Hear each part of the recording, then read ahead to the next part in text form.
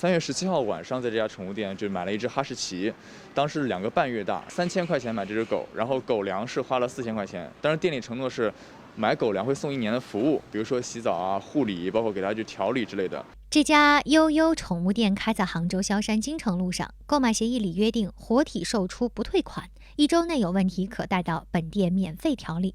王先生说，狗到他家第4天就开始呕吐、咳嗽，还有轻微发热，他赶紧把狗送回宠物店，店员给喂了药。止咳糖浆其实是有一定效果的，然后这个狗当天就咳嗽症状减轻了一些，但是第2天就急剧发烧、呕吐，所以就送到就近的楼下的一家宠物医院。当时的医生就说，如果说到了家里几天，这个狗刚开始没有任何问题的话，得肺炎的概率是很小很小的。也就是这个狗可能在我们抱回家的时候就已经有轻微的症状了。王先生说，现在小狗已经好转，但医药费花了2500元。他认为小狗在带回家之前就有问题，要求宠物店承担1半的医药费，另外退掉4000元买的狗粮和服务。因为这个信任的崩塌，我个人觉得这个接下来这1年的服务我们也不需要了。同时，这个狗粮我们买的时候，当时因为不太了解这个狗接下来会适合怎样的狗粮，因为是活体的嘛，我们承诺的都是一些传染病，你像犬瘟啊、细小啊这些。你像肺炎这种，它是由于后期体内炎症或者感冒受凉、咳嗽引起的，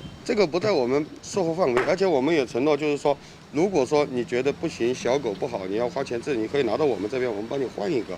对不对？咱们不管之前有还是之后有，只要有问题，我帮你调换。王先生表示，小狗已经好转，不需要再换一只。营业执照显示，这家店注册名是杭州杰辉宠物用品有限公司，经营范围包括宠物销售、宠物服务等。吴店长这边拒绝分摊医药费。他说，王先生所购狗粮一共7组，1年的量，每组包含2包狗粮和1罐奶粉，质量没有问题。服务它是属于产品附赠的一个服务，知道吧？我的态度很简单，就是说，如果产品有质量问题，可以退给我，但是如果没有的话，我们这边肯定不退的。我可以就是说以营养品，我就是说补偿一点营养品给小狗吃，所以一个大概就千把块钱吧。我说实在话，这是属于一个补偿形式，并不是我欠他什么。王先生不接受这个补偿方案，打算把问题反映到12345市长热线。18181黄金眼记者报道。